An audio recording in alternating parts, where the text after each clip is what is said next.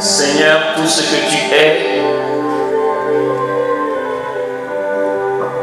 n'est que gloire infinie.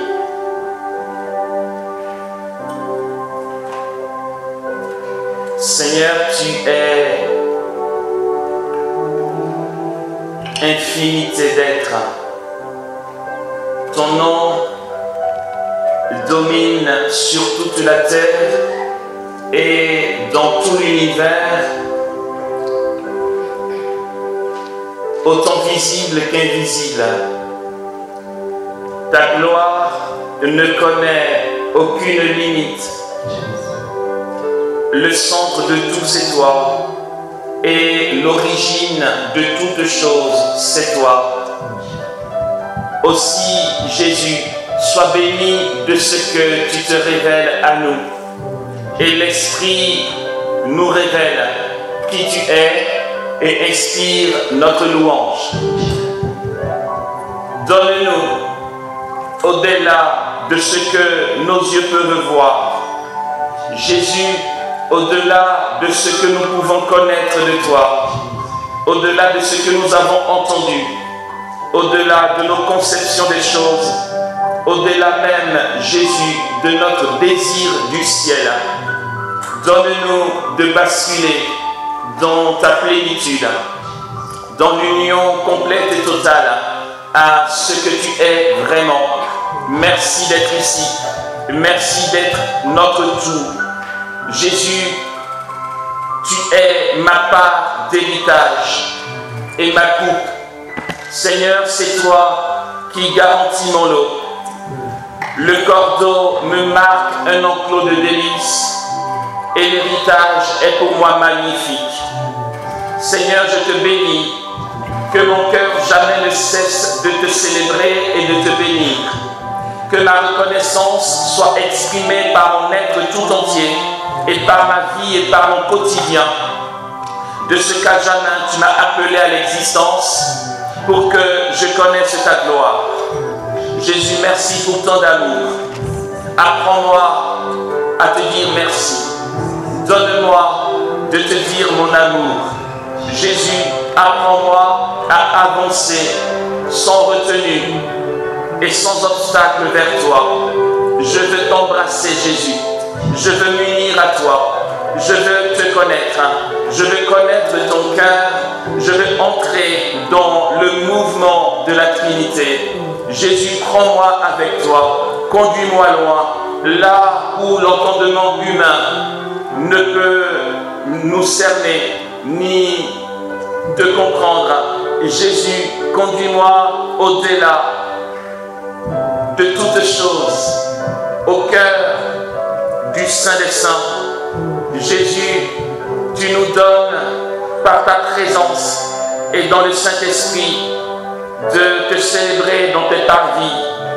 Fais-nous entrer dans ta chambre, dans la chambre du roi, là où conçut celle qui t'a conçu. Jésus, je veux te connaître.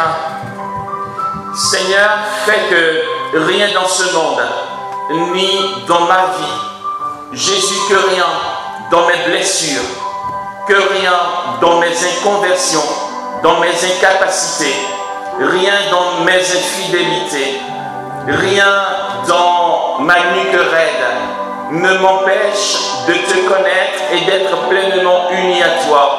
Ce que nous te demandons ce matin, c'est que ton pouvoir se manifeste pour nous et qu'ainsi, par ta seule grâce, nous parvenions auprès de toi et qu'ainsi nous devenions participants de ta vie divine. Tu nous revêts de gloire, tu nous revêts de splendeur, tu nous élèves au rang de fils de Dieu. Et comme dit ton apôtre, ce que nous sommes ne paraît pas encore pleinement. Mais lorsque nous te verrons, Jésus, nous serons semblables à toi, car nous te verrons tel que tu es.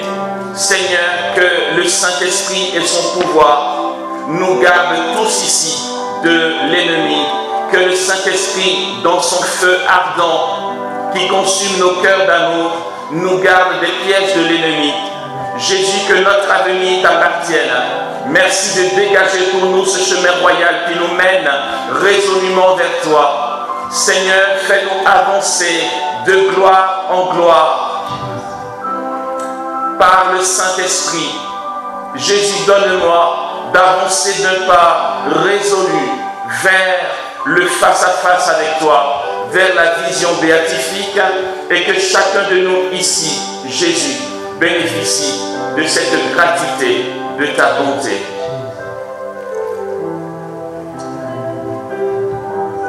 Tu es béni, Seigneur. Oui, tu es béni, Jésus. Oui, Jésus, gloire à toi. Wow. Oui, Jésus, gloire à ton nom. Oui, Jésus. Wow. Tu es puissant. Oui, tu es puissant, Jésus. Tu es puissant, Jésus. Tu es puissant, Jésus. Wow.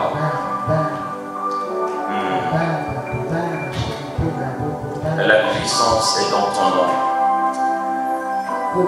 Et ce nom est une huile qui s'épanche. Ce nom est une huile qui coule. Qu'elle remplisse mes lèvres, qu'elle remplisse ma bouche, qu'elle imprègne ma langue, mes cordes vocales, mon être tout entier. Seigneur, que ton nom imprègne mes membres, mes mains, mes bras, mes pieds, mes entrailles, mon cœur, mes poumons, ma respiration, ma vue, mon ouïe, mon odorat. Seigneur, que ton nom, qui est une huile qui coule, imprègne tout mon être, et que cette huile coule ici, Seigneur, s'étende sur le sol et recouvre chacun d'entre nous. Que chacun nous soyons sous l'autorité de ton nom, qui est puissant. Gloire à toi, Seigneur. Puissance à toi, Jésus. Honneur à toi et louange à toi. Gloire à toi, Seigneur.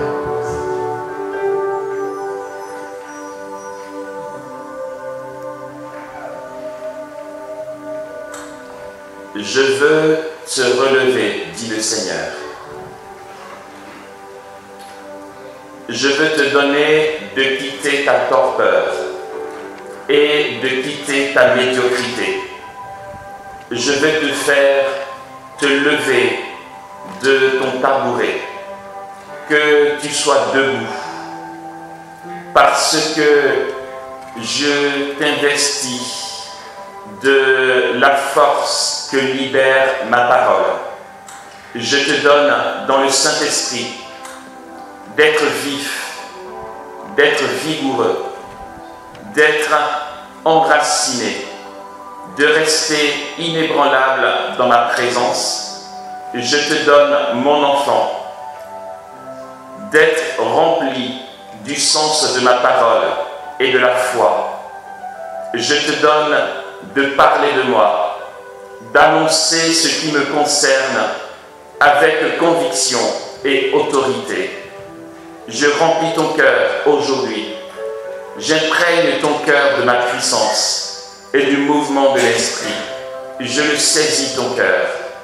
Je le restaure et je l'établis dans ma présence, afin que mon esprit t'inspire tout ce que tu devras dire, annoncer et témoigner pour la gloire de mon nom. Regarde mon enfant, dit le Seigneur, je t'ai vu, je t'ai saisi, je t'ai appelé, je t'ai pris par la main, je t'ai relevé, je te revêts de lumière, je te revêts d'un vêtement nouveau et je pose sur ta tête une couronne d'or, une couronne de gloire. Je t'établis roi pour que tu règnes sur la terre, car pour toi j'ai versé mon sang, je t'ai racheté et je te compte parmi un peuple d'une royauté de prêtres pour régner sur la terre. Je t'ai connu, mon enfant. Aujourd'hui, je te donne de me connaître. Tu me célébreras, tu me loueras. Tu chanteras mes louanges. Et par débordement, tu crieras la victoire au monde. Car je suis ton Dieu et je suis ton Seigneur. Jésus, merci pour ton abondance.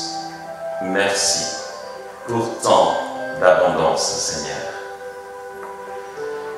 Et gloire à toi.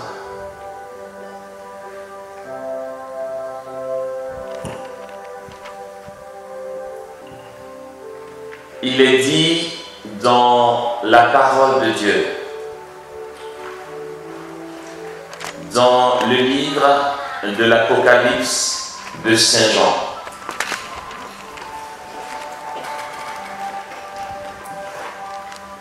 il est dit ceci au chapitre 12. Alors, il y eut une bataille dans le ciel. Michael et ses anges combattirent le dragon. Et le dragon riposta avec ses anges. Mais ils eurent le dessous et furent chassés du ciel. On le jeta donc, l'énorme dragon, l'antique serpent, le diable, ou le Satan, comme on l'appelle, le séducteur du monde entier. On le jeta sur la terre et ses anges furent jetés avec lui. Et j'entendis une voix clamer dans le ciel. Désormais, la victoire, la puissance et la royauté sont acquises à notre Dieu, la domination à son Christ, puisqu'on a jeté bas l'accusateur de nos frères, celui qui les accusait jour et nuit devant Dieu.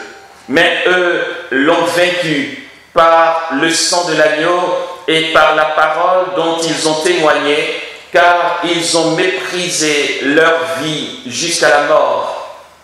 Soyez donc dans la joie, vous les cieux et leurs habitants, malheur à vous la terre et la mer, car le diable est descendu chez vous, frémissant de colère et sachant que ses jours sont comptés. Se voyant rejeté sur la terre, le dragon se lança à la poursuite de la femme, la mère de l'enfant mâle, mais elle reçut les deux ailes du grand aigle pour voler au désert jusqu'au refuge où, loin du serpent, elle doit être nourrie un temps, et des temps, et la moitié d'un temps. Le serpent vomit alors de sa gueule comme un fleuve d'eau derrière la femme pour l'entraîner dans ses flots. Mais la terre vint au secours de la femme. Ouvrant la bouche, elle engloutit le fleuve vomi par la gueule du dragon. Alors, furieux contre la femme, le dragon s'en alla guerroyer contre le reste de ses enfants, ceux qui gardent les commandements de Dieu et possèdent le témoignage de Jésus-Christ. Alléluia. Waouh, sacré programme. On se croirait dans un film de science-fiction, je vous assure. C'est l'Armageddon avec Bruce Willis, s'il vous plaît. Non, mais vraiment, je veux dire, un scénariste hollywoodien peut nous faire un super film avec ce truc. Genre le dragon à 7 têtes et tout. Ça va être trop bien. J'aimerais regarder le film, c'est cool. Non, mais vraiment, quand on dit l'Apocalypse, justement, quand on lit ça, vous savez, le film Armageddon, justement, avec Bruce Willis, vient de toutes ces révélations de Saint Jean. Parce que le monde aujourd'hui, quand ils entendent le mot Apocalypse, ils entendent de catastrophe, vous voyez. On se dit, c'est la catastrophe mondiale, c'est la fin des temps, où les cieux vont nous tomber sur la tête. Mais le mot Apocalypse, frères et sœurs, il faut le retenir. Quand on dit Apocalypse, ça veut dire révélation, d'accord? Quand on entend Apocalypse de Saint Jean, c'est simplement révélation, les révélations qu'il a reçues de Dieu. Mais les révélations que Jean a reçues, et qu'on appelle l'Apocalypse, ce sont justement des révélations d'espérance. C'est la victoire de notre Dieu. nous entendons ici cette parole. Je n'ai pas commencé au verset 1er de ce chapitre 12 du livre de l'Apocalypse où il s'agit du grand signe qui est apparu dans le ciel, cette femme enveloppée de soleil. C'est pas grave, bientôt c'est la 15 août, on aura le temps d'entendre. J'ai été à l'essentiel. Selon ce que j'aimerais que nous voyions ce matin, il s'agit de la parole de Dieu. L'apôtre Jean dit dans sa première lettre, et c'est ce qui nous rassemble ici comme le thème, il dit, chers enfants, je vous écris parce que vous êtes forts et que la parole de Dieu demeure en vous et que vous avez vaincu le mal. D'accord? J'aimerais vous proposer ce matin de voir en quoi il nous faut laisser la parole de Dieu s'émouvoir au-dedans de nous. Parce que le démon nous trompe et il nous ment. Il est menteur et père du mensonge. Là où il arrive à nous tromper, c'est lorsque nous ne connaissons pas assez la parole de Dieu. L'auteur de ce livre de l'Apocalypse est très clair. Ils l'ont vaincu, nos frères l'ont vaincu par le sang de l'agneau et par la parole de Dieu, mais surtout parce qu'ils n'ont pas eu peur de donner leur vie jusqu'à la mort. Ils ont témoigné. Quand on dit témoigner, c'est à la fois par sa propre vie, mais aussi par l'annonce explicite de la parole de Dieu. Le témoignage prend deux formes. Lorsque je témoigne par ma vie, c'est ce que les gens me voient vivre qui leur donne la conviction qu'il y a réellement Dieu qui existe. Le témoignage explicite de la parole de Dieu, c'est dire à l'autre ce que tu as entendu de Dieu, ce que tu as vécu de lui, pour que par l'Esprit Saint, son cœur soit touché. Pourtant, le témoignage de la vie va passer autant par mon quotidien, mais ce quotidien n'est pas toujours facile, frères et sœurs. Et vous savez que l'Église dissocie deux formes de martyrs. Il y a les martyrs de sang, ceux qu'on décapite ou qu'on met à mort, et il y a les martyrs d'amour. C'est chaque jour, lorsque tu acceptes sans te plaindre les difficultés que tu traverses, à cause du nom de Jésus, c'est une forme de martyr qu'on va appeler le martyr d'amour. Pourquoi je vous parle du mot martyr? C'est que le mot témoin vient de la même racine. Le témoin, c'est celui qui est martyr. D'accord? C'est la même chose. Nos frères ici, d'après ce que dit le livre de l'Apocalypse, ont témoigné jusqu'à la mort. En fait, ils ont témoigné en donnant leur vie et ainsi ils ont vaincu l'ennemi. Par la puissance de la parole de Dieu et par le sang de l'agneau, ils ont vaincu l'ennemi. Frères et sœurs, je le redis, ce que nous venons à peine d'entendre et que j'ai cité, l'évangéliste Jean dit, chers enfants, je vous écris parce que vous êtes forts et que la parole de Dieu demeure en vous et que vous avez vaincu le malin. Rappelons-nous, lorsque Jésus, après son baptême, est conduit au désert par l'Esprit Saint pour être tenté par le diable, Jésus est resté 40 jours sans manger, sans boire, après quoi il eut faim. Alors, le démon est venu le tenter. Le démon a voulu le tromper en citant des passages de la Bible, mais Jésus a pu le vaincre en citant aussi des passages de la Bible. Non, mais il est gonflé quand même, le démon. Il se prend pour qui? Franchement, je vous assure, il vient vers le Verbe, celui qui est la parole de Dieu, et il veut tromper le Verbe avec la parole de Dieu. Non, mais il espère quoi là? Il lui dit, écoute, tu sais quoi? Vu que tu as faim, mon gars, il n'y a pas de problème, moi je peux te régler ça en 2 secondes. Parce que ces pierres, tu peux les transformer en pain. Et puis aussi, si tu veux, si tu es vraiment le Fils de Dieu comme tu le prétends, Jésus ne le prétend pas, il est le Fils de Dieu. Je veux dire, voyez comment il tourne la question? C'est comme s'il voulait jeter un doute dans la tête de Jésus lui-même. Tu veux dire à Dieu, en fait, tu n'es pas vraiment Dieu. Et Dieu va se dire, ah ouais, est-ce que je suis vraiment Dieu au fait? Il veut tromper. Il veut tromper le Verbe. Il dit, si tu es vraiment le Fils de Dieu, jette-toi d'ici jusqu'en bas. Car il est écrit, il a donné pour toi ordre à ses anges de te garder en toutes ses voies. Le démon sait ce qui est écrit dans la parole de Dieu. J'ai préféré dire ça comme ça, plutôt que de dire il connaît la parole de Dieu. Il ne connaît pas la parole de Dieu. Il sait ce qui est écrit dans la Bible. On va dire ça comme ça. Parce que vous allez voir pourquoi il ne connaît pas la parole de Dieu. C'est toute autre chose la parole de Dieu. Et Jésus lui répond, il est aussi écrit, tu ne mettras pas à l'épreuve le Seigneur ton Dieu. Ok? En ce qui concerne les pierres, Jésus dit, il est écrit, l'homme ne vivra pas seulement de pain, mais de toute parole qui sort de la bouche de Dieu. Il est la parole. Il dira plus tard, je suis le vrai pain descendu du ciel. Au désert, vos pères ont mangé la manne, mais ils sont morts. Ils ont mangé la manne, ils ont tellement mangé la manne qu'ils ont dit à Moïse, on ne peut pas changer de menu, parce que c'est toujours la même chose là. Moïse dit, Dieu, le peuple demande un autre menu. Dieu dit, ok, demain, c'est les petits oiseaux qui vont voler. Ce sont des cailles qui sont venus, ils ont mangé. Ok, mais ils sont morts dans le désert. Jésus dit, je suis le vrai pain, descendu du ciel. Celui qui mange ma chair et qui boit mon sang ne mourra jamais. Et celui qui demeure en moi, même s'il meurt, vivra. Parce que lui, il est la vie. Ok. Je vous propose 2 parties dans ce topo, d'accord? La première partie va être très technique.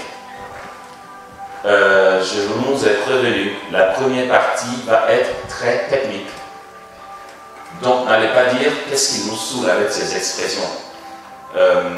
En même temps, si on ne te parle jamais de comment les choses sont constituées, en fait, tu n'arrives pas à mettre des mots sur ce que tu vis. Je veux dire, aujourd'hui, nous chrétiens catholiques, notamment du renouveau charismatique, on est trop zélés pour crier Alléluia, Amen, Amen, Alléluia, et puis on ne sait même pas d'où vient telle chose et pourquoi, le comment du pourquoi. Je sais juste que l'Esprit Saint existe, il vient, il fait et puis on part. Là, on va faire un peu de catéchèse, d'accord? Première partie, très technique. Deuxième partie sera un peu moins technique, ok? Ok. Nous sommes revenus, première partie très technique, mais je vous préviens encore un peu plus, j'enfonce le clou, ça va nous embrouiller. Au moins on sait. En fait, je vais commencer par nous embrouiller complètement. Yeah! Non, mais parce qu'en fait, non, c'est vraiment curieux, frères et sœurs.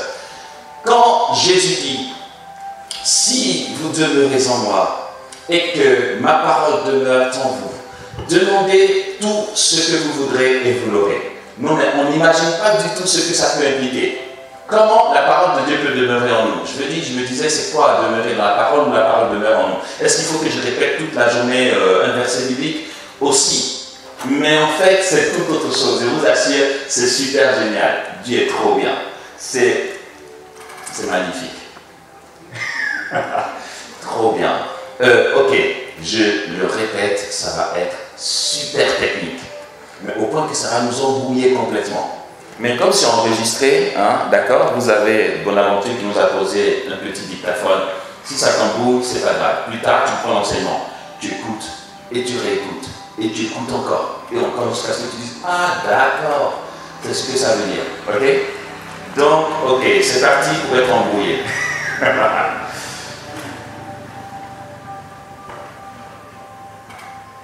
Non, mais alors c'est génial parce qu'en fait, la parole de Dieu est un silence. Quand on dit la parole de Dieu, c'est un silence. Mais pourtant, quand on dit parole, on s'attend à entendre quelque chose. La parole de Dieu n'est pas plus un son qu'un mouvement. Je nous ai prévenu, les embrouilles commencent. Au commencement était le Verbe, Et le Verbe était avec Dieu. Et le Verbe était Dieu. Il était au commencement avec Dieu. Tout a été fait par lui, et sans lui, rien ne fut. En lui était la vie. Et la vie est la lumière qui éclaire tout homme. Et la lumière, lui, dans les ténèbres, et les ténèbres ne l'ont point saisi. Il y eut un homme envoyé de Dieu, son nom était Jean. Il vint pour témoigner de la lumière. Celui-là n'était pas la lumière, mais il vint pour en témoigner. Vous allez comprendre pourquoi je dis ça. La parole de Dieu n'est pas un son. Ok, voyez, j'ai dit que ça allait être technique. Analysons la chose. Si la parole de Dieu est un son, ça veut dire qu'au cœur de la Trinité, l'Esprit Saint a des oreilles et le Père aussi. C'est pas dit. Je veux dire que le Verbe est pris chair de Marie, il est devenu semblable à nous. Ok. Pour qu'il y ait un son, il faut qu'il y ait en face des oreilles pour entendre. On continue dans la doctrine. Saint Augustin, ok, c'est un saint, voilà. Donc Saint Augustin, si tu me dis c'est qui, c'est un saint. Un saint qu'on va appeler docteur et père de l'Église. Il était évêque aussi. Saint Augustin, j'aime bien comment lui, il provoque Dieu. En fait, lui, il veut comprendre. Saint Augustin n'était pas converti tout de suite, d'accord? Il a été converti très tardivement. Sa maman s'appelle Monique. C'est une sainte aussi. On dit Sainte Monique. Sainte Monique a prié pour la conversion de son fils Augustin pendant longtemps, avant qu'Augustin rencontre le Seigneur. Mais Augustin était un savant, il est très intelligent. Du coup, quand il s'est converti au Seigneur, il ne voulait pas laisser passer les choses. Augustin veut comprendre les choses. Alors Augustin ose dire à Dieu, d'accord, on y va mec, quand tu as créé le monde, parce que l'auteur de la Genèse nous dit, au commencement, lorsque Dieu créa le ciel et la terre était informe de vide. Un souffle de Dieu planait au-dessus des eaux. Dieu dit que la lumière soit, et la lumière fut. Augustin dit, d'accord, quand l'auteur de la lettre l'auteur de la Genèse nous dit, quand l'auteur sacré nous dit que tu as dit que la lumière soit, tu as dit ça de quelle manière? Est-ce qu'il y a eu un son, mais vu qu'aucun homme n'avait encore été créé, tu n'as pas pu prononcer que la lumière soit? Je fais une pause. Ça va? D'accord. Non, je sais que vous ne m'en voudrez pas, parce que je vous ai prévenu. Je vais vous embrouiller. Aucun homme n'avait encore été créé. Alors il dit, Seigneur, est-ce que tu as fait entendre ta voix comme les gens l'ont entendu au baptême de Jésus, puisque les évangélistes nous relatent que lorsque Jésus a été baptisé, ceux qui étaient là ont été témoins des cieux qui se sont ouverts, avec la voix du Père qui s'est fait entendre, ils l'ont entendu, celui-ci est mon fils bien-aimé qui a toute ma faveur. Et l'Esprit Saint est descendu sur Jésus sous la forme corporelle d'une colombe. Augustin dit, ok, est-ce que le jour où tu as créé le ciel et la terre, tu as prononcé ces paroles comme tu l'as prononcé au baptême? Augustin dit, j'ai la réponse. Ça ne peut pas être pareil. Parce que si au baptême de Jésus, ça s'est entendu, c'est simplement parce qu'il y avait des hommes qui avaient des oreilles pour entendre. Au commencement, tu n'as pas pu dire que la lumière soit. Alors, quelle est cette parole par laquelle tu as fondé le ciel et la terre? Il dit, ah d'accord, toute chose, je viens de citer le prologue de Jean, tout a été fait par lui, le Verbe. Donc, c'est ton Verbe qui crée toute chose. Mais il n'y a pas eu de parole, il n'y a pas eu de son. Mais quelle est cette parole sans son? Alors, Augustin dit, ah Seigneur, je comprends. Ta parole est un éternel silence. Pourtant, c'est un silence capable de créer.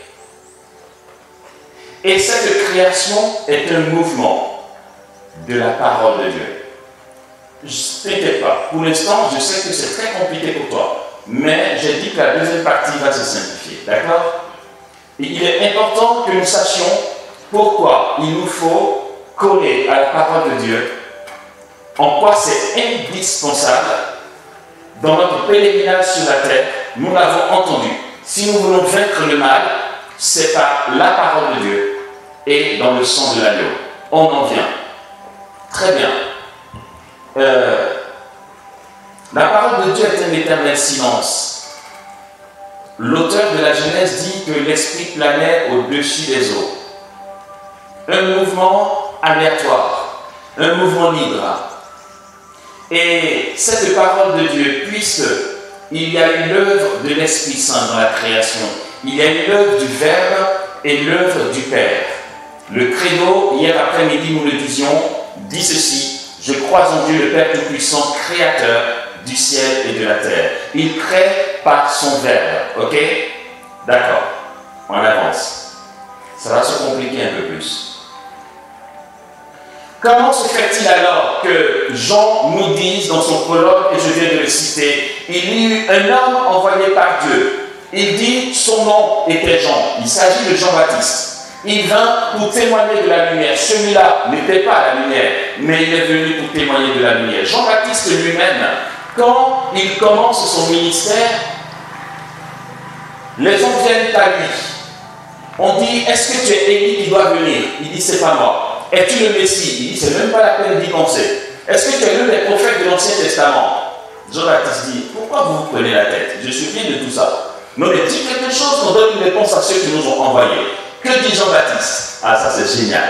Jean-Baptiste dit, je suis la voix qui crie dans le désert, préparez le chemin du Seigneur. Ok, Jean-Baptiste s'identifie à une voix. Il se fait l'écho de la parole. Ça devient intéressant. Mais comment Jean-Baptiste peut se faire la voix qui crie dans le désert?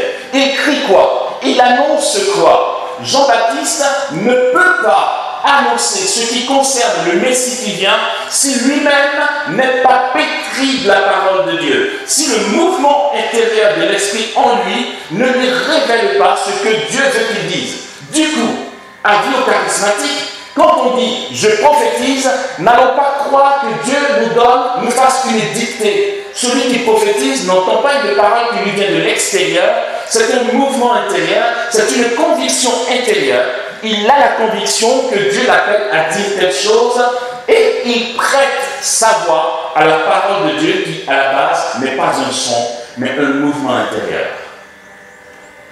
Jean-Baptiste se fait la voix qui crie dans le désert, préparez le chemin du Seigneur. Il est dit par l'ange à son père Zacharie. Quand l'ange dit à Zacharie que sa femme Élisabeth va naître au monde, l'ange lui dit, il ne prendra pas de vin. Il sera, comme on dit, nazir. Ça veut dire, il ne prend pas de boisson fermentée.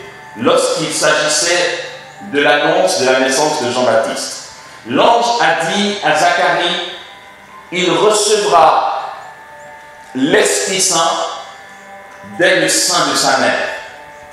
Or, qu'est-ce qui s'est passé? Hier soir, pour la veillée mariale, j'ai lu un texte qu'on va appeler la visitation. Marie arrive chez sa cousine Élisabeth, puisque au moment de l'annonciation de Jésus, l'ange dit à Marie, voici que ta cousine Élisabeth est enceinte. Et elle en est à son 6e mois.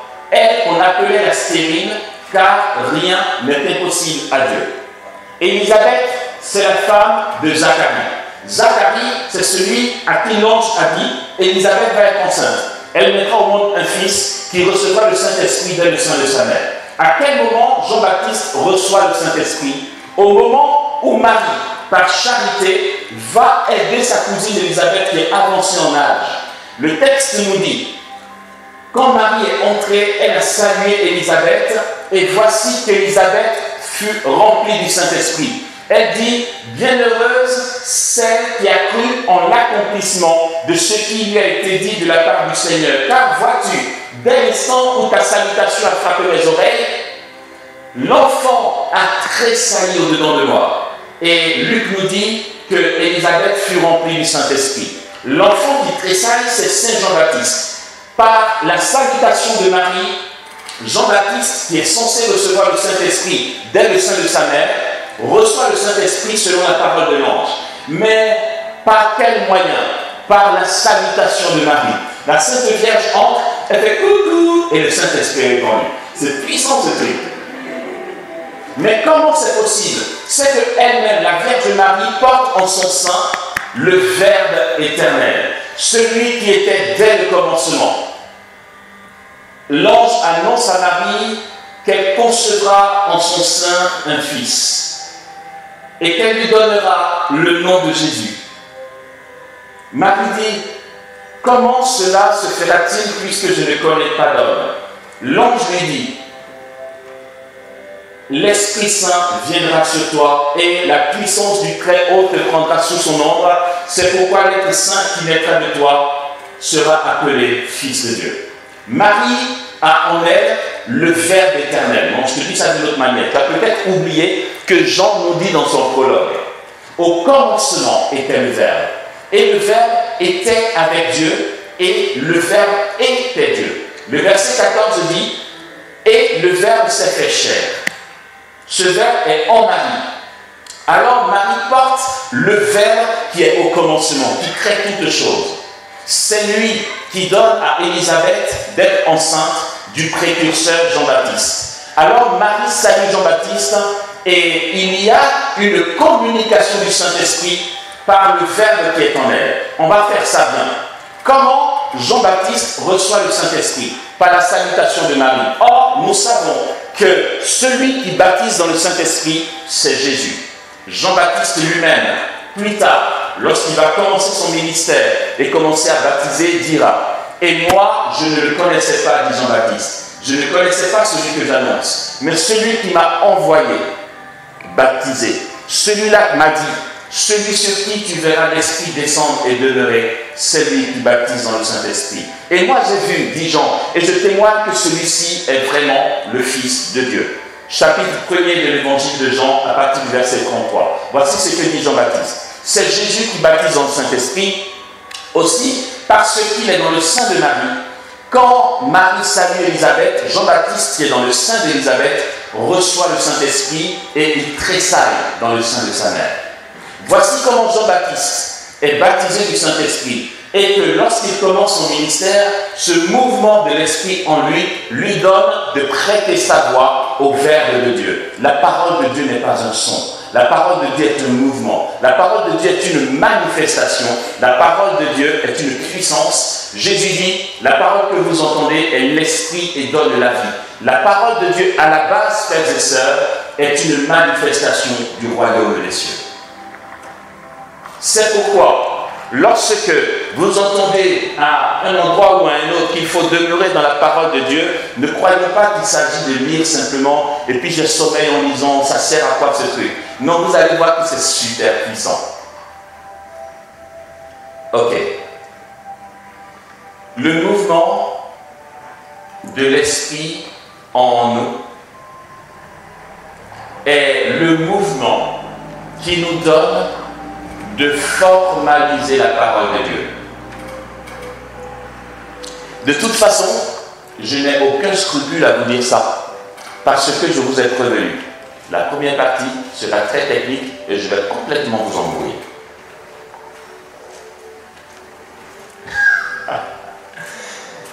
En Côte d'Ivoire, il y a un gars qui avait sa fraternité, ils avaient des temps de prière tous les samedis. Alors, les gens étaient surpris de comment ils prophétisent. Moi, j'y suis jamais allé, parce que, bon, enfin, j'y suis jamais allé. Je devrais m'arrêter là. Quand ils prophétisent, vous savez comment ça se passe? D'un coup, ils changent d'allure. C'est comme s'ils devenaient tout autre, d'accord? Ils se mettent comme ça. Et puis, s'ils parlaient comme ça, ils commencent à parler comme ça. Il dit, je suis Dieu le Père. Puis il tremble. J'ai envie de dire, mon gars, à la base, la parole de Dieu n'est pas un son. Donc ne fais pas genre, je prends la voix du Père, tu vois. Genre, ouais, je suis le Père, c'est comme ça que le Père il parle. Non, c'est tout faux à la base. Donc tu peux te taire à la base. Tais-toi, silence. Tu fais n'importe quoi. Non, mais quand il change la lune, ça donne du crédit, tu vois. Les gens disent, oh, c'est vraiment Dieu qui est là. C'est n'importe quoi. Et je suis content que ce soit enregistré. J'espère qu'ils vont entendre un jour. C'est du gros n'importe quoi. Tu es un arnaqueur, tu vois. En fait, tu peux tromper les gens qui ne savent pas ces choses. Mais ce n'est pas ça. En fait, pourquoi quand je prophétise, c'est avec ma propre voix que je prophétise? Parce que on ne me fait pas une dictée. L'esprit est en mouvement en moi et j'ai la conviction que Dieu dit telle chose. C'est pourquoi Jean-Baptiste dit « Je suis la voix qui crie dans le désert. Préparez le chemin du Seigneur. » Donc, l'esprit qui nous révèle la parole de Dieu et nous fait entrer dans son intelligence ne vient pas de l'extérieur en touchant notre tête et en bidouillant un truc dans notre cerveau pour que nous commencions à avoir l'intelligence de la parole de Dieu. Non, ça ne fonctionne pas comme ça. Pour que nous entrions dans l'intelligence de la parole de Dieu, l'Esprit Saint est en nous, dans son mouvement, et il fait avec nous, au point que nous discernons des choses, nous lisons un verset biblique qui fait écho en nous, et son mouvement fait que nous comprenons carrément ce que veut dire cette parole.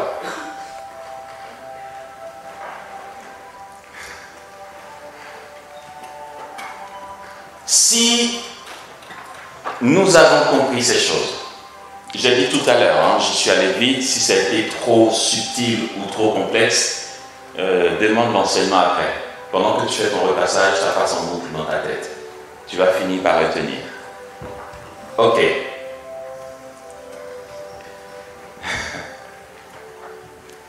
Cette parole de Dieu, frères et sœurs,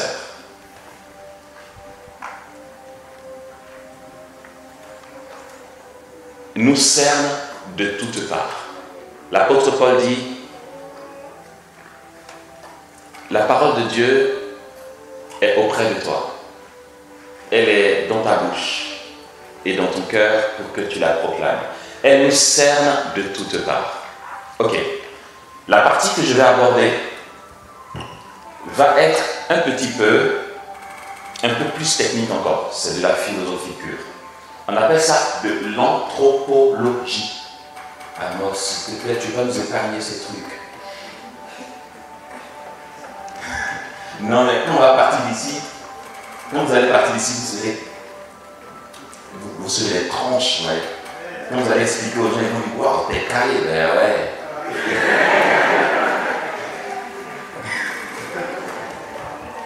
Ok, non mais la petite partie là va être assez complexe, un peu difficile à comprendre. Mais je le dis quand même parce que c'est enregistré. Même si c'est 10 ans plus tard que tu peux comprendre, ça vaut le coup que tu l'entends. D'accord. La parole, c'est quoi? La parole est un souffle. Voilà. La parole est un souffle à la base et la parole est un souffle en nous. Quand on dit je parle, tu ne peux pas parler si tu ne respires pas. Ok? Si tu ne respires pas, tu ne peux pas parler. Tu as besoin de respirer pour parler. Or, le livre de la Genèse nous apprend qu'une fois que Dieu eut façonné Adam, il insuffla dans ses narines le rouar. Vous me suivez jusque-là? Ce rouar est le même mot utilisé par Jean après la résurrection, quand il dit, il leur dit, recevez l'Esprit. Alors il souffla sur eux l'Esprit.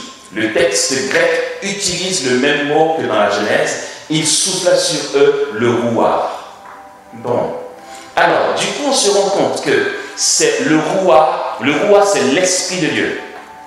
Dieu insuffla dans les narines d'Adam le rouar et Adam a été éveillé. Il a pris vie. Je respire parce que Dieu a insufflé dans mes narines le rouar. Saint Paul nous dit, c'est dans l'esprit que nous avons la vie, le mouvement et l'être. Aussi, cet esprit qui est insufflé en nous, comme dit ce beau chant, je ne sais pas si vous le connaissez, ouvrez vos cœurs au souffle de Dieu, car il respire en votre bouche plus que vous-même. Vous connaissez le chant? Non? Certains, pas tout le monde. Mais voilà, ça dit juste, Dieu insuffla dans les narines d'Adam le rouar. Et Jésus à la résurrection dit à ses apôtres, recevez l'Esprit, alors il souffle sur eux le rouar. C'est le même mot, c'est le même esprit. Il y a un chant d'un certain Michael Smith qui dit «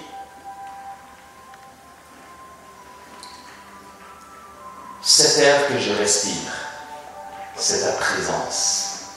Et moi, j'ai tant besoin de toi. » Voilà. Donc, Adam est animé. Il respire, il prend vie. C'est pas ce qu'il respire qui va pouvoir s'exprimer. On va compliquer un peu plus. Je vous promets. Tout le reste des enseignements jusqu'à la fin de la retraite, ça ne sera plus aussi compliqué. Permettez-moi juste ce matin. Ok. Il reste 15 minutes. 15 minutes de contemplation, c'est ça. Ok, regardez. Adam reçoit le souffle, il est animé, il respire, il peut s'exprimer. Ok. Question pour un champion. Qui peut me dire quelle langue Adam parlait? Français, chinois, allemand, bambara. Adam parlait quelle langue? Quand Dieu lui parlait, c'était en quoi? Il parlait la langue de l'esprit. D'accord, on peut mettre sur Internet, on dit c'est vous qui êtes. Ah, c'est une suggestion. Une supposition. D'accord. Ah non, moi je me suis dit, waouh, je viens d'apprendre un truc super. Adam parlait quoi, frères et sœurs? Quand Dieu lui dit, domine sur les éléments de la création, Dieu lui dit ça comment? Vous y avez pensé? Comment Adam fait pour savoir que Dieu est en train de lui dire ça? Dieu n'a pas de bouche. À ce temps-là, le Verbe ne s'était pas encore incarné. N'allons pas croire que la parole de Dieu est un son. Et Dieu lui a dit ça comment? En français, en anglais. Je vais vous dire, je suis ivoirien et je suis athée. Dieu lui a dit ça en athée. Non, c'est pas vrai. Ah ben, je voulais faire ma pub, mais bon, ça n'a pas marché. Mais comment Dieu s'est exprimé à Adam? Comment Adam savait discerner ce que Dieu lui dit? Comment se fait-il aujourd'hui qu'on entend dire, mais comment Dieu parle? Pourquoi je n'entends pas ce que Dieu me dit? Pourtant, ce qui est normal, c'est que Dieu nous parle. Ce qui est à l'origine, c'est que nous entendions Dieu sans aucun problème. Comment se fait-il qu'aujourd'hui, on ait l'impression que c'est tellement extraordinaire et que pour entendre Dieu, il faut être un grand mystico, gazeux, truc, machin, bidule? Je ne sais pas. Non, mais c'est vrai. À la base, Adam ne s'est même pas posé la question. C'est ce qui est originel. Ce qui est anormal, c'est que tu n'entends plus Dieu te parler. Ça, c'est anormal. Ce qui est normal, c'est quand quelqu'un dit « J'étais là, Jésus m'a dit d'aller là » et les gens vont dire « Il se prend pour qui? Jean, Dieu lui parle. » Mais ça, c'est ce qui est normal. Quand on revient à Dieu, c'est ce qui est normal. On retrouve notre état originaire. Le péché étant entré dans le monde, a créé une rupture entre nous et Dieu, nous dit la parole de Dieu, et nous dit le catéchisme de l'Église catholique, le péché nous coupe de Dieu. Ce n'est pas que Dieu se coupe de nous, nous coupons de lui. Lui, il est fidèle. Alors comment Adam a pu s'exprimer avec Dieu? Il respirait. C'est que le souffle qui l'animait était la présence de Dieu en lui. Tout le mouvement du souffle en lui était discernement, était lumière, était précision de dialogue. Dieu n'avait pas besoin d'avoir une bouche pour dire « Adam, où es-tu » comme dit le livre de la Genèse. Non, il vivait Dieu de l'intérieur. Il comprenait Dieu. Dieu était en mouvement en lui et Adam savait discerner ce qui plaît à Dieu, ce qui ne lui plaît pas, ce qu'il faut faire et ce qu'il ne faut pas faire. C'était l'expression de la parole de Dieu en lui sans que ce soit aucun son. Ce mouvement est ce qui le faisait vivre. Si tu veux vivre, si tu veux vivre de la vie de Dieu, être un chrétien épanoui, cerné de toutes parts par la présence de Dieu. Alors, familiarise-toi avec l'Esprit. Efforce-toi d'avoir des temps de prière quotidienne pour demeurer en lui. Voici ce que veut dire cette parole de Jésus.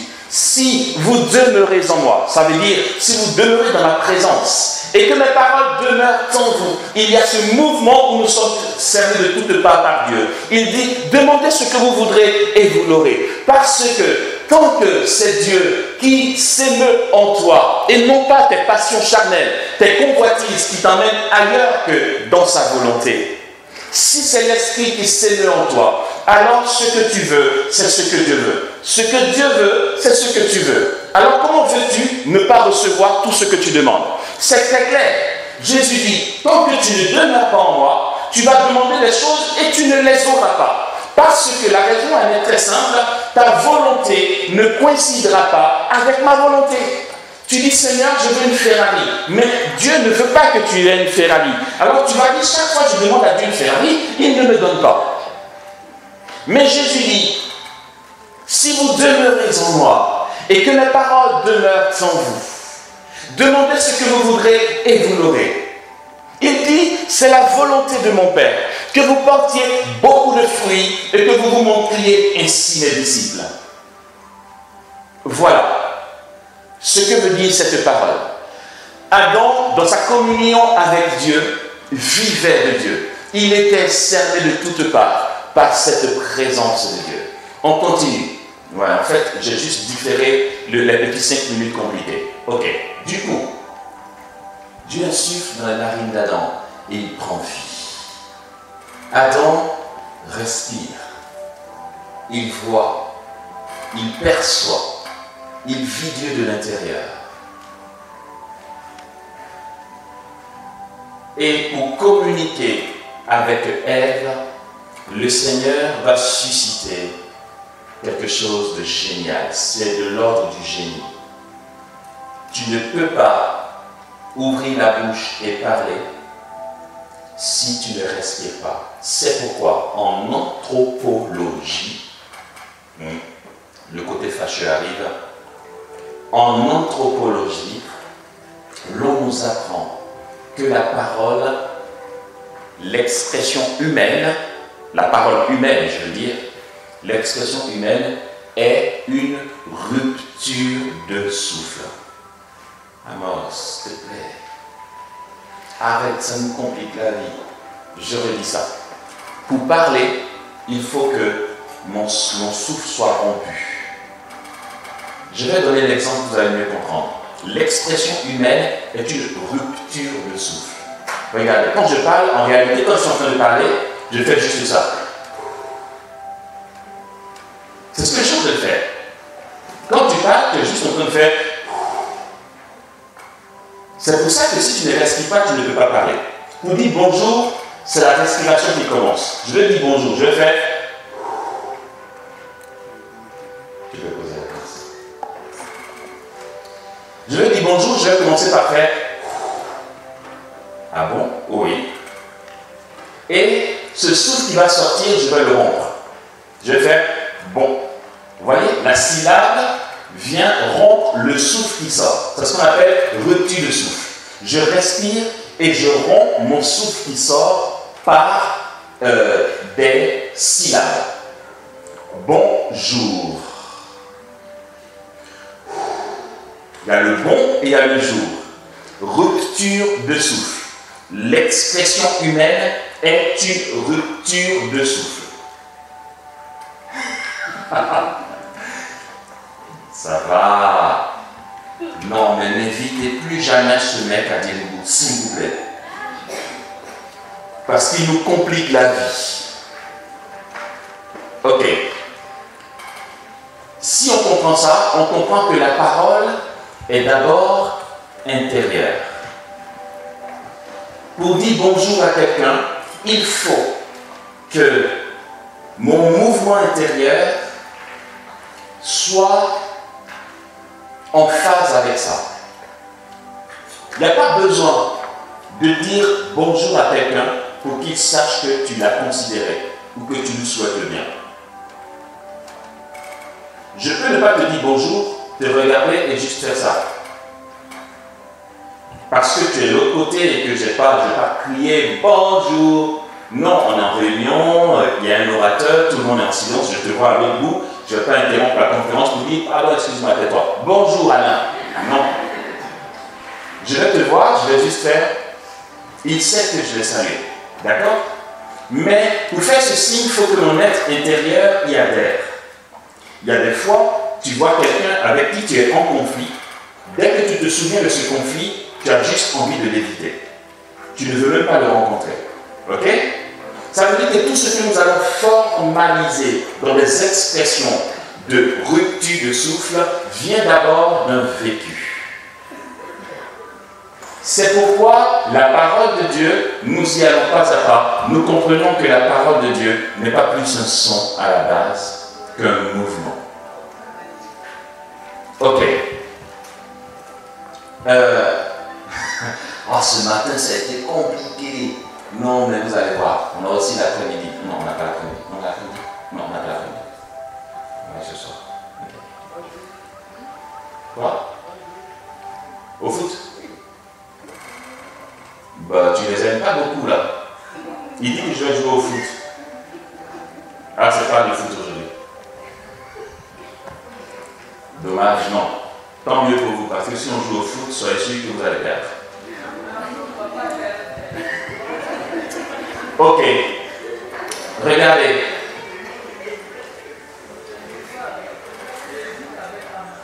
L'expression, si je fais ça, vous allez me dire, si je fais, vous comprenez quoi? La fatigue, il m'énerve.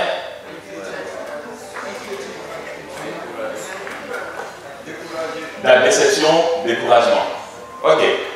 Est-ce que j'ai sorti un mot? Si je fais, la joie. Mais c'est un souffle.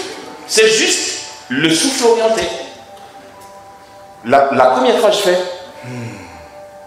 c'est un souffle qui va dans un certain sens. L'autre, je fais, c'est un souffle. On n'en parlera pas aujourd'hui, mais juste par exemple, certains disent, mais la prière en langue, c'est quoi? Quand on dit, je prie en langue, j'ai le don des langues, finalement, c'est quoi? Le don des langues, si vous voulez savoir, c'est le langage de Dieu. Je vais vous vendre une petite mèche, un petit tuyau, d'accord? Allez voir, je suis un génie. Il est dit dans les évangiles que le soir venu, Jésus se retirait dans la montagne pour prier. Vous avez déjà entendu ça? Jésus va prier, il est en conversation avec son Père toute l'année, jusqu'au petit matin. Souvent, ses disciples disent, mais où étais-tu? On t'a cherché toute l'année. Il était en colloque avec son Père. Pensez-vous que Jésus ait été en conversation avec le Père dans le temps il parlait araméen? Pensez-vous que Jésus ait eu besoin de parler araméen à son Père? Il est le Verbe. Jésus, quand il parlait au Père, il faisait ba. Alors, comment tu sais? Je sais. Le truc qui s'est passé à 2000 ans là-bas, il était sous la prière, il n'y a pas eu de caméra, tout ça, toi tu sais. I know. L'Esprit Saint nous révèle les choses. Pourquoi? C'est que Jésus fait ba. Pourquoi Paul dit, vous avez reçu un esprit de fils qui vous fait crier vers Dieu en disant Abba, Papa, Abba, Père. Le Abba n'est pas un mot hébreu. Détrompons-nous. Les traducteurs ont gardé. Le Abba dont dit Paul ne fait pas un mot hébreu. C'est devenu une expression. Mais quand Paul dit ça, pourquoi il dit Abba? Pourquoi il a choisi cette expression alors que ça n'existe pas? Il dit l'esprit. Nous avons reçu un esprit de fils. De fils. Retenons ça. Qui nous fait crier vers Dieu en disant Abba. Le fils fait comment à son père? Nous ne sommes pas des fils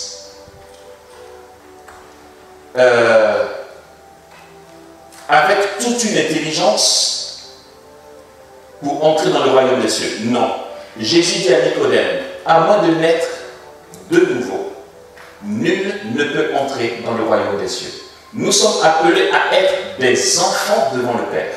Quand Paul dit Abba, il est juste en train d'imiter le balbutiement du bébé. Ton bébé, quand il est content de te voir, il ne sait pas encore parler le français. Pourtant, l'enfant n'arrête pas de s'exprimer. Il fait un peu pas. Mais il fait quoi là?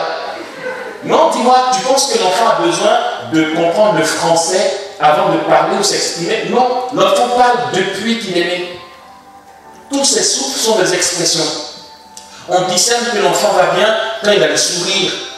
Et si tu veux retourner à l'enfance, prends la personne la plus orgueilleuse du monde, qui se dit « je suis très dur, moi je ne rigole pas ».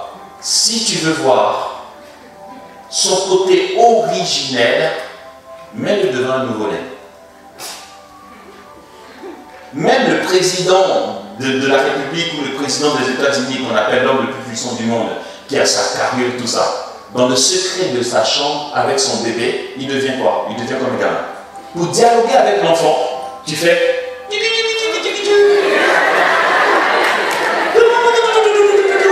Et l'enfant fait...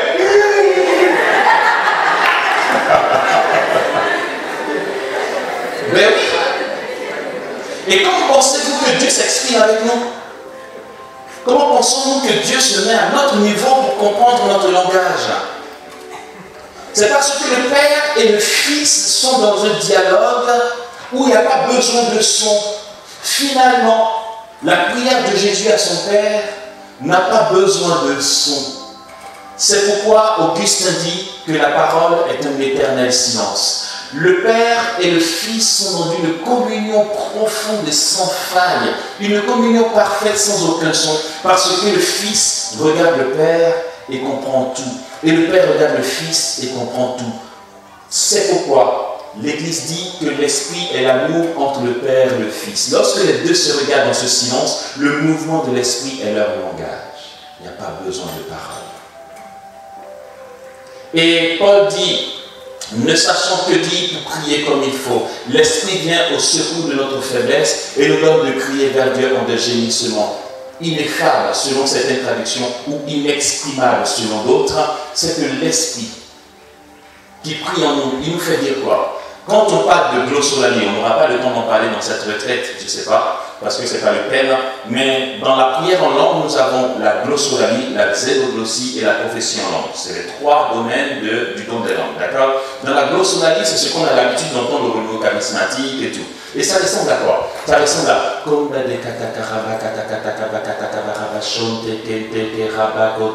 c'est quoi ce truc? Non mais dis-moi, c'est quoi ce truc? Ça nous vient d'où? Ben, ça nous vient du fait qu'on ne sait pas prier. On ne sait que dire, comme dit Paul, Romains 8, 26, pour prier comme il faut. Alors l'Esprit Saint nous fait balbutier. Le truc, quand on dit, le livre, la lettre aux Romains, aux Corinthiens dit, j'aurais beau parler la langue des hommes et des anges, si je n'ai pas d'amour, je ne suis rien. Cela ne me sert de rien.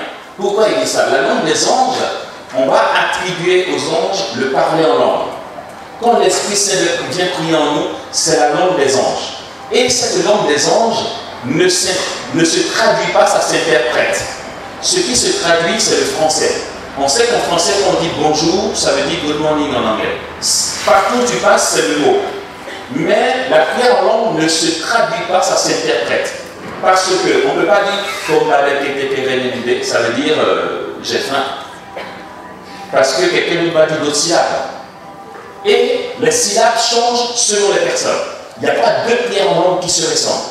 Si nous sommes des milliers de milliards sur la terre, chacun aura une prière en langue particulière. Je vais m'arrêter dessus. On va continuer plus tard. Chacun aura sa prière en langue particulière. Vous savez pourquoi? Vous savez pourquoi? Parce que la prière en langue, c'est le mouvement de l'esprit en nous et le mouvement de notre vécu. Ce que je vis n'est pas ce que tu vis. Et même moi, je n'ai jamais eu deux états d'âme pareils. Ce que j'ai vécu hier, ce n'est pas ce que je vis aujourd'hui. J'ai mes états d'âme en fonction des événements qui changent de jour en jour. Je n'ai pas deux états d'âme pareils. Je n'ai pas deux mouvements de l'esprit pareils. Et la science nous apprend que les battements de cœur sont uniques. À chaque individu correspond un battement de cœur particulier. Il n'y a pas deux battements de cœur qui se ressemblent. Aussi, le mouvement en moi, c'est ce que j'exprime au Père. C'est pourquoi la prière en langue n'est pas plus des mots qu'il faut qu'on traduise qu'une interprétation au Père de ce que je vis. Mais souvent on dit, je ne sais même pas comment te dire merci, parce que ce qu'il a fait est tellement grand. Pour lui dire merci, laisse l'esprit le faire. L'esprit discerne en toi ton état d'âme, le mouvement de ton cœur, ton ressenti. En plus de son mouvement, cela se traduit au Père et Dieu sait précisément ce que tu veux lui dire. C'est l'exemple que j'ai donné là. En fait, c'est plus fort pour moi de vous dire que de dire je suis fatigué. L'expression que je viens de manifester, si je le manifeste au Père, je dis au Père mes états d'âme. Aussi la prière en langue, c'est cela. Quand je fais Saint Paul dit celui qui prie en langue, donc celui qui glossolale, s'édifie lui-même. Parce que l'Esprit donne à Dieu le Père d'entendre de lui précisément ce qu'il faut qu'il exprime. C'est la prière la plus parfaite dans l'Esprit. Et ces syllabes-là se font au gré de mon mouvement intérieur avec l'Esprit. D'accord? Aussi, tout ce que nous disons en français, comme en anglais, comme en chinois, comme en russe, et même la prière en langue, la glossolalie, la xénoglossie, non pas la xénoglossie, la glossolalie et la prophétie en langue, tout cela vient du souffle qui est en nous.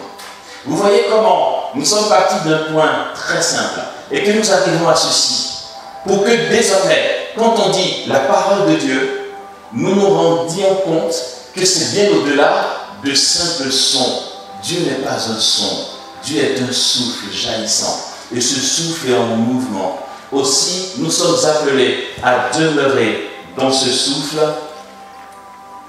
Ah, je comptais m'arrêter, mais j'ai encore du temps, alors super. Merci beaucoup. Nous sommes appelés à demeurer dans ce souffle pour que l'Esprit agisse en nous. Si l'Esprit agit en nous, alors nous demeurons dans la parole de Dieu. On continue. Je comptais m'arrêter, mais on m'a mis un bonus. Désolé pour vous. Ok, avant de continuer, j'ai conscience que l'enseignement de ce matin est assez complexe. D'accord? Est-ce que ça va quand même? Non, mais je ne vous demande pas d'être gentil, on s'en fout. Est-ce que vraiment ça va? Oui? Ou ça va pas? Ça va? Oh, je suis fort alors. Je suis bon prof. Ok, ça c'est vu. On est en train de quitter le côté très complexe. On va vers ce qui est un peu plus simple à comprendre. Mais entre les deux, il y a un autre qui fait le lien entre les deux. D'accord. Là, nous avons vu la parole de Dieu. Je ne vais pas te dire dans son origine, ce serait prétentieux. Mais la parole de Dieu, initialement, d'accord? Avant que soit créé le ciel et la terre, ce que ça implique, ce qu'est le Verbe. Et ce Abba que l'Esprit nous donne d'exprimer au Père, c'est parce que il est l'Esprit de Fils qui nous est donné. Et devant Dieu, nous sommes comme des enfants. Vous devez connaître, pour ceux qui fréquentent la communauté de béatitude, vous connaissez peut-être ce que je vais dire là. Les nigunim. Vous avez déjà entendu parler de ce mot, nigunim? Un nigun des nigunim. Les disciples de l'agneau, vous ne connaissez pas les Nigunim? Les Nigunim, ce sont des mélodies sans paroles, où on dit la la la la la la la la la la. Quand vous faites Shabbat, si vous avez déjà fait Shabbat à la communauté, vous avez déjà entendu un truc du genre. Ce sont des Nigunim, d'accord? Vous savez d'où viennent les Nigunim? Ça vient du juif. Et pour continuer mon enseignement, je vais expliquer le Nigunim, qui est aussi l'origine de la prière, du don des langues, du charisme du don des langues. Le juif a connu le Nigunim, pourquoi? J'étais en Israël dernièrement, pour le temps de Pâques, et nous avons été au mur de lamentation. Le mur de lamentation, c'est tout un autre programme, vous avez dit c'est quoi ce truc? Un mur où on se lamente. Ouais. Le mur de lamentation, si vous voulez, le temple de Jérusalem a été détruit. D'accord? Ça c'est simple à comprendre. Le temple de Jérusalem, ça a été détruit. Mais pour le juif, c'est dans le temple qu'il y avait la présence de Dieu. Le juif dit, Jérusalem est le centre du monde. Non, Israël est le centre du monde. Jérusalem est le centre d'Israël, le temple est le centre de Jérusalem, et le Saint des Saints est le centre du temple. Voilà, ça c'est le juif dans son délire. Pourquoi? Parce que dans le temple, il y a la présence de Dieu. C'est juste que le lieu qu'il considère être la présence de Dieu a été détruit. Le temple a été détruit, mais il y a un mur du temple qui n'est pas tombé, qui est resté là. C'est comme s'il se disait, le seul souvenir qu'on a du temple, c'est le mur qui reste là. Vous comprenez? Vous comprenez? Oui, ok, voilà. Il y a juste le mur qui n'est pas tombé qui nous rappelle le temple qui a été détruit. Du coup, on appelle ce mur le mur des lamentations, parce que c'est tout ce qui reste aux Juifs du temple. Au mur de lamentation, quand il va jusqu'aujourd'hui, ils sont au mur de lamentation et ils parlent à Dieu. Même Jean-Paul II a été au mur de lamentation et il a même mis une intention entre les pierres. Donc, au mur de lamentation, je vous dis ça parce que les Juifs sont comme ça. Ils sont au mur. J'ai été juste là, en avril. Ils sont au mur de lamentation et ils sont comme ça. Ça ressemble à ça, parce que je ne comprends pas hébreu. Donc ça ressemble à.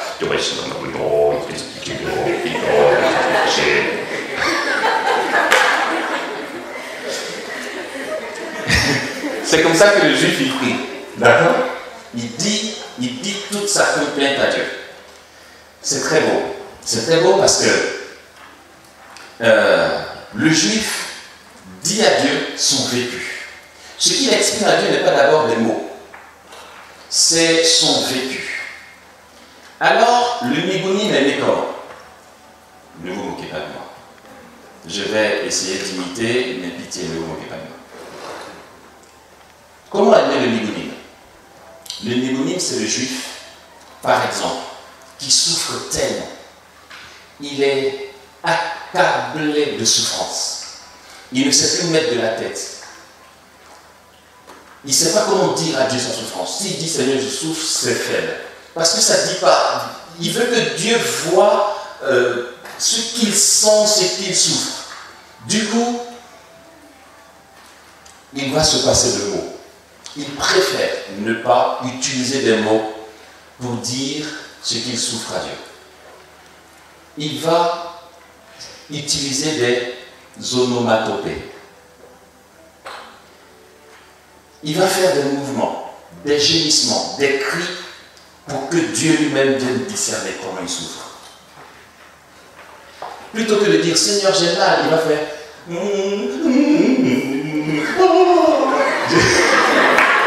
Mais c'est comme ça que le juif prie en fait. D'accord? Ça fait rigoler, mais c'est comme ça. Parce que pour lui, Dieu comprend mieux.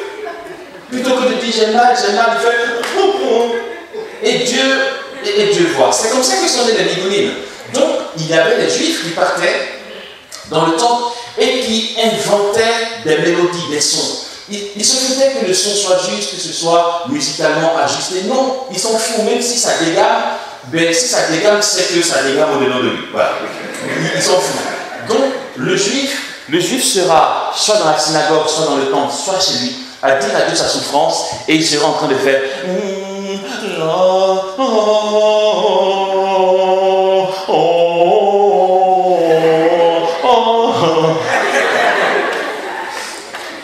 et jusqu'à ce que ça devienne des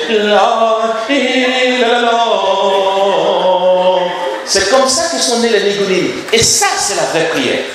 Cette prière-là rejoint le mouvement de l'esprit en toi. C'est une prière plus belle et plus efficace que les je viens, je ne comprends pas les personnes, les gens dévots, des catholiques qui viennent, je vais prier. Ils arrivent, ils sont assis dans l'église, ils mettent leurs lunettes comme nous autres, les papiers là, ils ouvrent un petit bouquin et ils lisent le livre.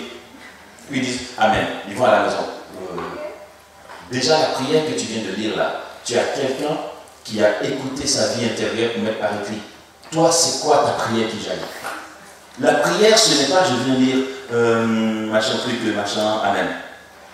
Ouais, ok, dans les offices, la liturgie des heures, ok, c'est prévu. Mais ta prière ne doit pas être résumée à ça. Je vois des personnes qui vont devant le Saint-Sacrement et ils ont des bouquins. Écoute, si tu t'ennuies devant la présence de Dieu, dégage. Tu fais quoi avec un bouquin? On t'oblige à venir là? Tu veux le voir ou pas? Je ne sais pas ce que tu fais là si tu n'as pas envie de voir Dieu. Voilà. Tu viens, tu t'assois et tu as un bouquin. Ben, lis ton bouquin chez toi à la maison.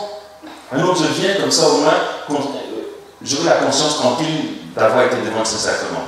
Je te l'aurais dit, tu peux t'en passer. C'est une relation. Et ça, le juif l'a compris. Or, nous sommes une religion judéo-chrétienne. Le juif l'a compris. C'est une relation avec Dieu. C'est une relation interpersonnelle, frères et sœurs. Tu dis à Dieu ce que tu vis et Dieu le manifeste en toi. Dieu te répond en bénissant. Tu finis de faire ça, tu sors de ta prière et tu es dégagé.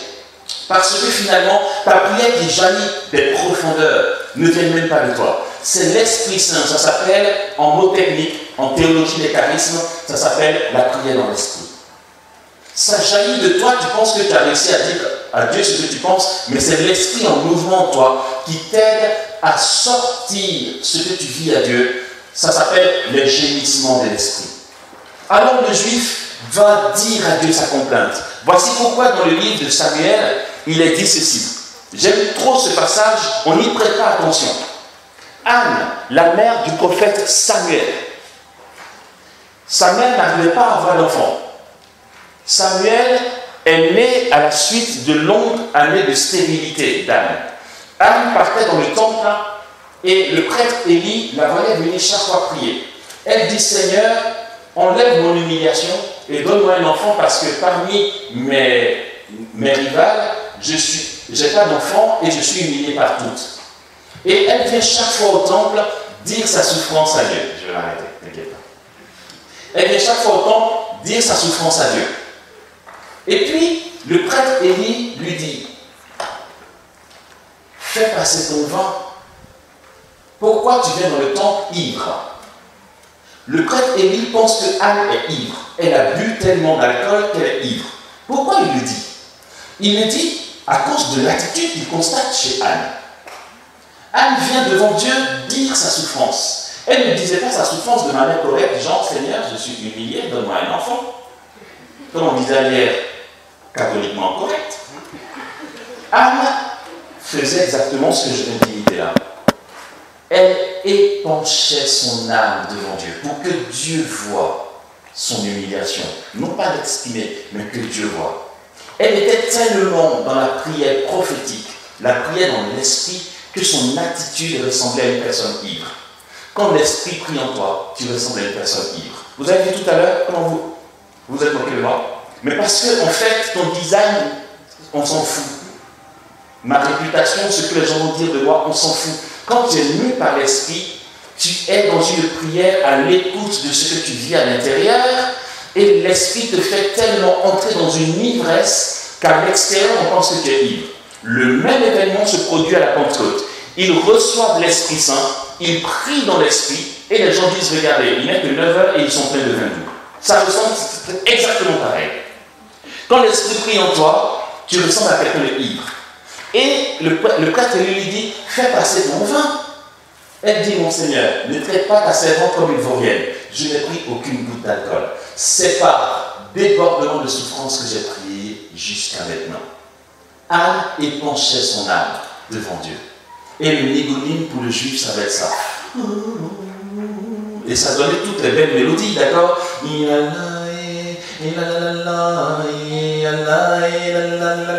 Voilà, tu sais, le négonyme ne va pas toujours vite. Le négonyme va chercher. Quand on fait Shabbat, j'ai été frère de la communauté des béatitudes, je sais, quand on fait Shabbat à vie au chantre, d'accord? Quand on vient à Shabbat, déjà, Shabbat c'est vendredi. La cérémonie de l'entrée à Shabbat, pour ceux qui l'ont vécu à la communauté, vous savez à peu près ce que c'est. C'est vendredi. Vendredi, c'est le jour du jeûne, c'est le jour du ménage, c'est le jour où on travaille trop. En général, on arrive à Shabbat en se disant cette fois-ci que ça passe vite, je vais aller dormir, je suis fatigué. C'est pourquoi, si le chantre commence le Shabbat en disant on se met debout, la la et la la la la, vous allez voir qu'il y a certains frères et sœurs, ou même des jeunes qui vont se dire mais c'est quoi ce truc? On est fatigué. On n'aura même pas envie de prier.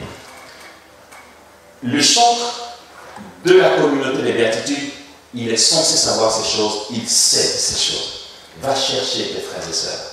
Il faut que le négonyme commence doucement, pour que chacun y entre à son rythme. D'autres vont rentrer tout de suite, d'autres sont beaucoup plus brisés que leurs frères, d'autres encore sont plus fatigués, certains sont dans l'angoisse. Il faut aller chercher chacun, attendre. Du coup, le négonyme va commencer par ceci.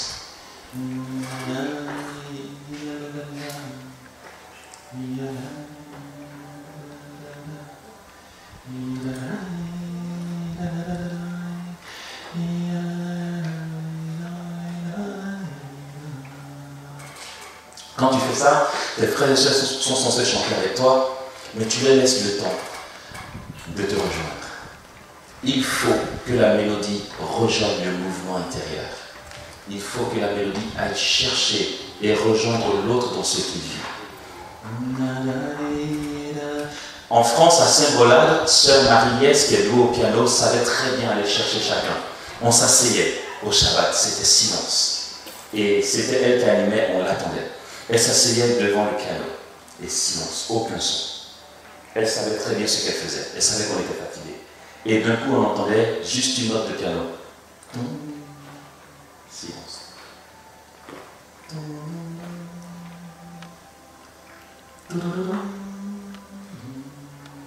Silence. Tu as le temps d'entrer. Pour pas que tu sois agressé dans ce que tu vis. La prière prophétique, c'est cela, frères et sœurs. C'est le mouvement de la parole de Dieu. Et puis, tu ne sais pas par quel moyen, vers la fin du Shabbat, ça devient explosif. La la la la la la la. Ah ben dis donc, tu ne t'es pas fatigué au début, tu dis non, c'est passé. On n'est pas dit de prendre là où tu es, là où tu étais, d'accord? Voilà. Et donc le négonyme est né comme ça. Le juif a exprimé à Dieu sa prière prophétique. Et frères et sœurs, le prochain enseignement, ça va être demain. Je suis qu'à la moitié de ce que j'ai prévu ce matin, vous pouvez le croire. Je suis qu'à la moitié. On continuera. Mes frères et sœurs, voilà. La parole de Dieu, ce n'est pas une option. Demeurer dans la parole de Dieu, vivre la parole de Dieu, s'en imprégner, ce n'est pas une option. C'est pas dire, bon, moi je préfère faire le chapelet plutôt que de lire la Bible ou montrer dans la parole de Dieu. Non, la parole de Dieu, c'est toute ta vie. C'est le mouvement de Dieu en toi. Et nous allons comprendre par la suite comment, par le contact avec la parole de Dieu, beaucoup de miracles s'opèrent par nos mains. Les gens ne comprennent pas. On a un ami pasteur, il est bishop, je l'ai connu au Gabon. C'est un bishop très connu au Gabon, qui a un ministère assez puissant. Vous voyez, c'est la protestante. Je ne ferai pas ça, mais je respecte ses convictions. C'est un tel bishop qui a un 4x4 de garde du corps et tout. Vous voyez, là, c'est le big boss. Quoi. Chez eux, les protestants, ils n'ont pas le Saint-Sacrement. Ils n'ont pas le chapelet. Comment il prépare sa mission? Il dit, je prends 3 heures, souvent 4 heures, à lire la parole de Dieu et je m'en imprègne. Il dit, je constate que quand je prie la parole de Dieu pendant longtemps, les miracles se font plus facilement dans les assemblées. c'est de là que je puise l'onction pour tous les miracles que les gens voient. Il a raison. Si vous demeurez en moi et que mes paroles demeurent en vous, demandez tout ce que vous voudrez et vous l'aurez. C'est la gloire de mon Père que vous portiez beaucoup de fruits et que vous vous montriez ainsi mes disciples. Amen.